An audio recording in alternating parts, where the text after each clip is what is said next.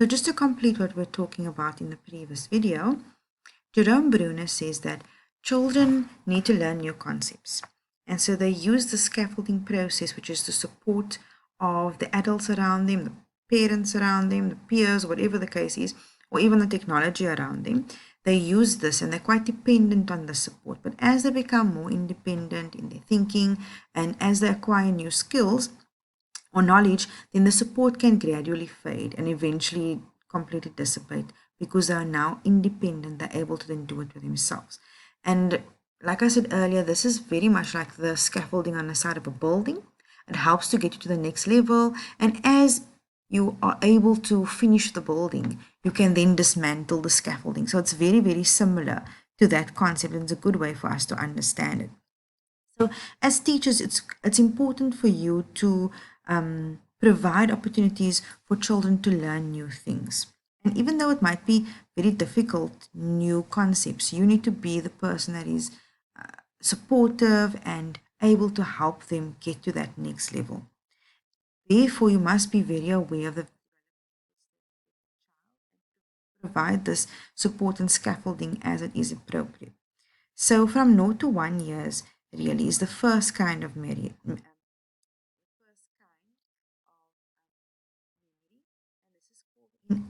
Inactive representation.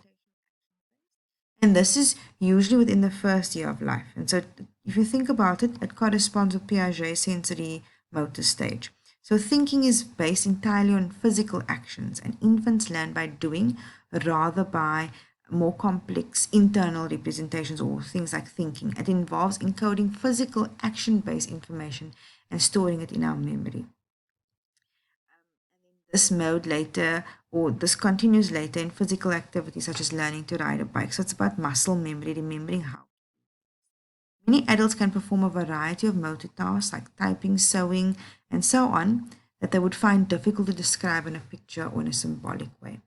Then the iconic representation or image base is usually from 1 to 6 years, and information is stored as a sensory image and icons. That's how you think about it, usually in a visual manner, like pictures in the mind. So for some, this is conscious. Others say that this may explain why when we are learning a new subject, it's often helpful to have diagrams or illustrations to accompany the verbal information. And thinking is also based on the use of other mental images such as hearing, smell, or touch. So it depends how you learn. Oftentimes people say that if you say the word elephant, they actually think of an elephant.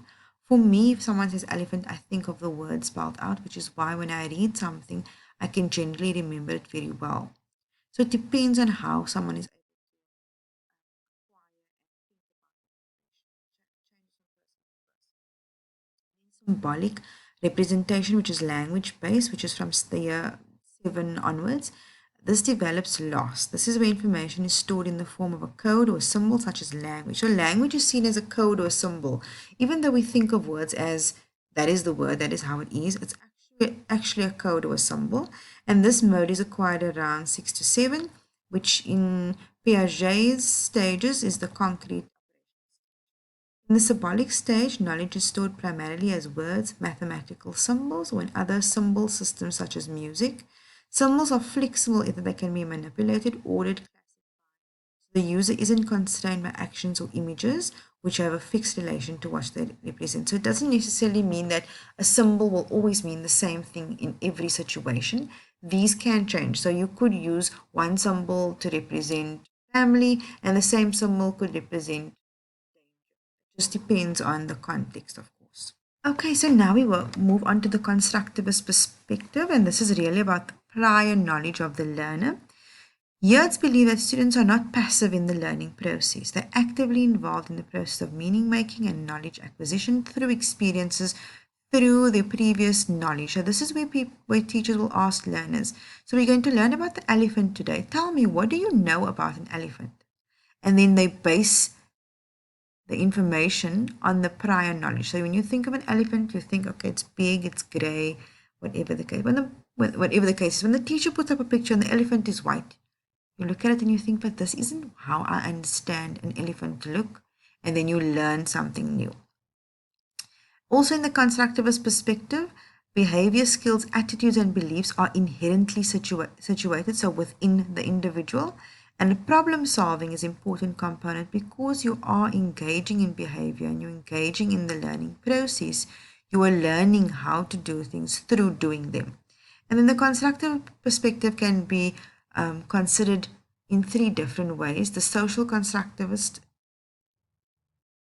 the cognitive constructivist, and the radical constructivist or constructivism. So some quick points on the constructivist perspective.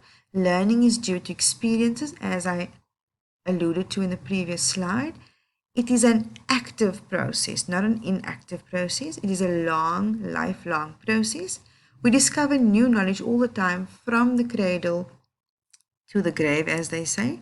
Constructing knowledge is thinking and interpreting. You may interpret the meaning, or you may interpret something to mean different things in different ways, and learning is a social process. Okay, now we move on to the developmental perspective. We're going to be doing a lot of work in this area.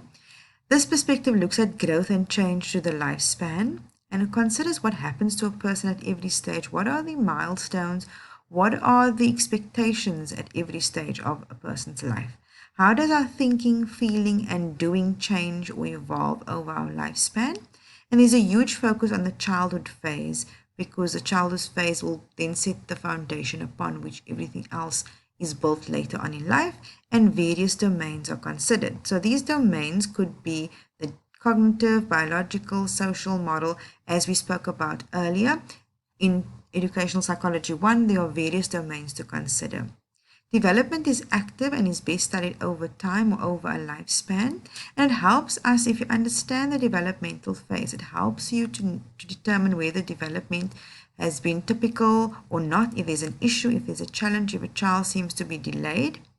It considers nature versus nurture quite a bit, and each stage builds on the stage before it.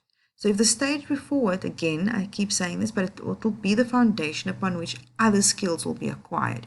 And each new stage comes with new tasks and skills and expectations. So for example, walking and talking will be at one stage of development, and only when you walk can you then run. So it will start from crawling, which will then be built into walking at the next stage, and then running at the next stage thereafter.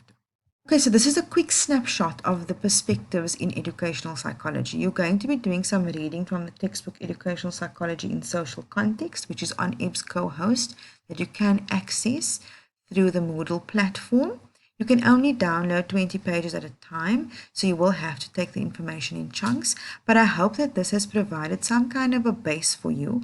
We're also going to be looking at Erik Erikson within this module, but for now, because we've already touched on Erikson in previous modules, I decided not to put it in this video.